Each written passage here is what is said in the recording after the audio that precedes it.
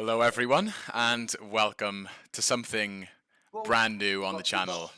This is the ORL and Future Esports Nations Cup, and if you don't know what that is, don't worry, I'll explain it all. So it's a Nations Cup where 10 of the top nations battle it out for a prize pool. And I think apart from the official F1 Esports series, this might be the biggest, well, in terms of prize pool, the biggest tournament that there is in F1. So, yeah, a lot on the line, as you've seen there. The top two teams has a choice between €2,000 or 3 monitors worth £1,000 each, I believe. So, yeah, quite a hefty prize pool, and it's going to be insanely sweaty now that there's money involved, of course. So, yeah, how does it work then? Because it's not like your standard league. So there's 3 races per night, all being 25% races, and the first one having a short qualifying, and then is a reverse grid from the race results of race 1, and then race 3 is also another short qualifying. So yeah, and the point system, as you can see there, it's not like your regular system. First place gets 25, second place gets 21. So yeah, not the regular 18, 15, 12, 10. And there are points for outside the top 10 because of the reverse races. You don't want to just purposely finish last so you can get a better position for the reverse grid race. If you are, in P11, you'll still get some points. There's no point just trying to sacrifice for the next race. Well, that's what it's trying to do anyway. So, what's the grid looking like for this championship then? And, well, I'll be honest, it must be the best grid I've ever raced against, as you'll see now.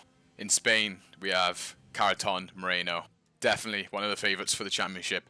Then, Team Netherlands, we have Jarno, Tijmen, Shooter, Matthias van Erven and Floris, all very good drivers. But I do feel like the second driver in that team might struggle, but they still have a very good chance. Then France, you got Donoso, Longue and Antoine. That's another beast team.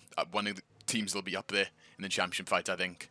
Italy has Alessio Di Capua, and you've all seen from my challenges videos just how fast he is. And they also have Haddad, Aston Martin, esports driver. Hungary has Danny Berezne and Ben Sabo. Another team in contention, Dari Berezne, extremely fast driver. Finland, Tino Tomala, Ate, another very solid team, 2 esports drivers in there. Poland, Tomek, our teammate at McLaren, another one to look out for. And then you have Team Europe, which is just another Spanish team, because there can be more than one nation. And they did manage to qualify, so yeah, you got Ruben Vallejo in there. He's qualified through the challenges on PC, so another very quick driver. Team Turkey with Caner Kinsey and Ulas, a very underrated team.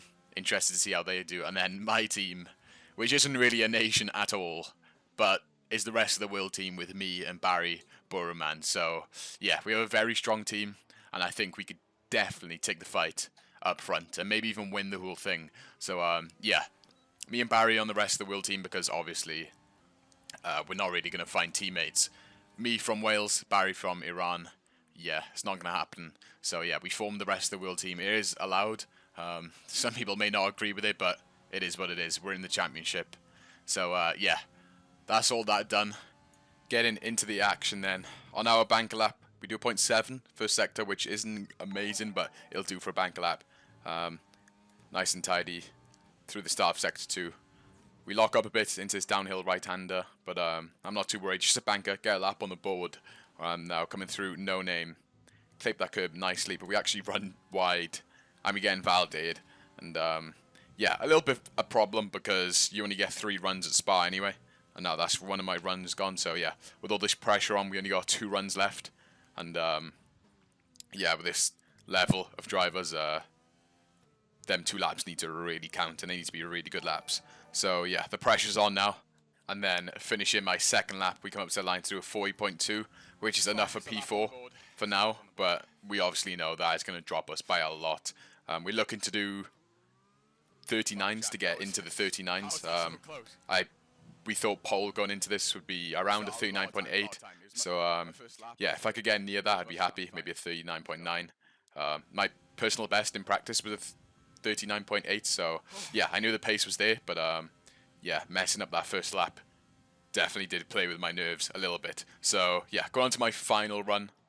As you can see, we're down in 10th place, so this lap really has to count. So yeah, going wide to open up the final corner and carry the maximum speed down the straight. Looking for your braking point for turn 1, around the 100-meter board. Brake down to first gear or second gear. We take first gear for that extra rotation.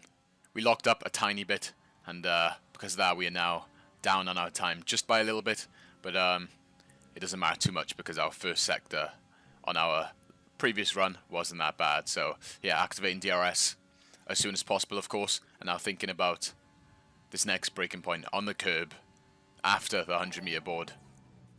Down into 5th gear, take as much curb as possible for both of these corners. Bring it left and then down into this right. Very tricky, and as you can see, we're still down on our time, so now a brilliant lap into the downhill right. Close to that curb, short shift to 4th. Bring it over to the right hand side for going into no name, clipping that curb.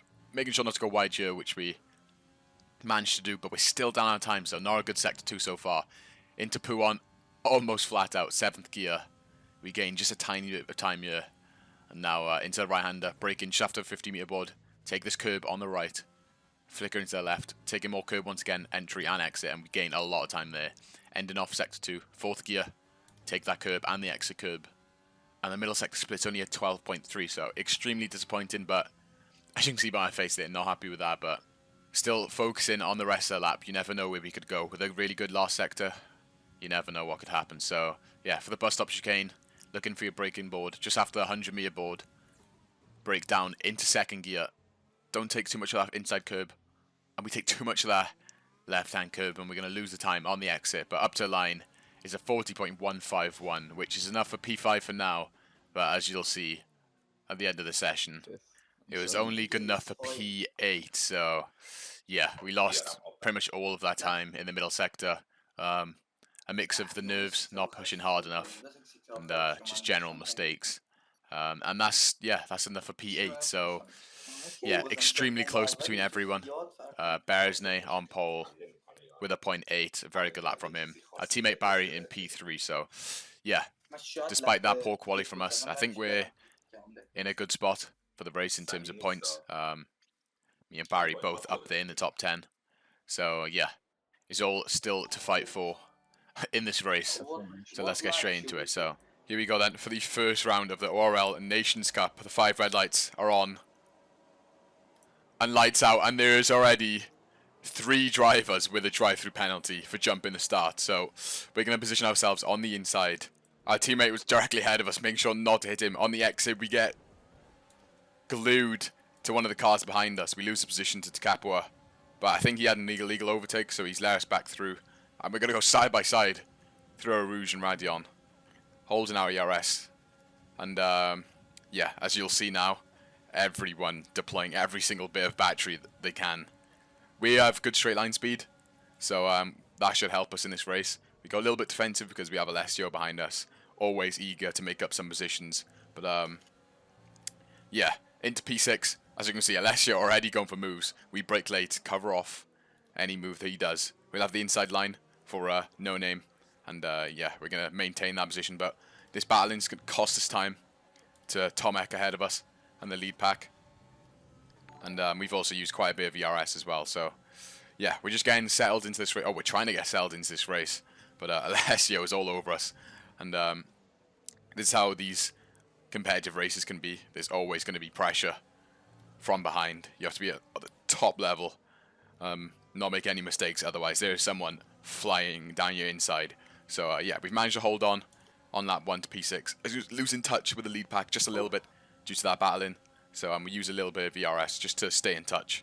And with these DRS trains at this level, it's unlikely that we're going to see much overtaking. But with the money on the line and the prizes, there could be a few dive bombs here and there. So yeah, starting lap 2 then in P6. It's Beresnay leading out front, followed by Jarno. As I say there, Donoso and Moreno with drive-throughs. But yeah, Beresnay leading out front with Jarno and Barry behind him. Since it's unlikely that we're going to make any overtakes on track, to be honest, because of this train, we have to start thinking of other ways. Obviously, through strategy, we can try and go for an undercut, although the undercut isn't really effective around here, maybe a few tenths, but it might not be worth doing for the tyre wear. But yeah, so moving on then to lap 5 of the race. We have Beresnay in the lead, Takapua in second, and me in third. The only people not to make our pit stops on the soft tyres. Barry went for lap 4, so obviously we're going to go a lap later. He was ahead, so he has the priority. As you can see on the top left, Alessio does have a penalty, so yeah, I'm not really sure how. 11 laps at Spa. It's not very easy to get penalties, but he's made that mistake, and now we have a chance to jump him. So yeah, clean pit stop. No one going to hold us. Unfortunately, we won't get any jump on Alessio. But we haven't been slowed down or held or anything, so yeah, we're going to come out. I don't think we'll get jumped by anyone who was ahead of us.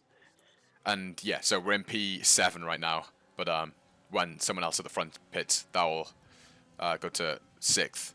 So yeah, we just got to stay where we are. Again, nothing we could have done really. Hard to make overtakes around here, especially in this train.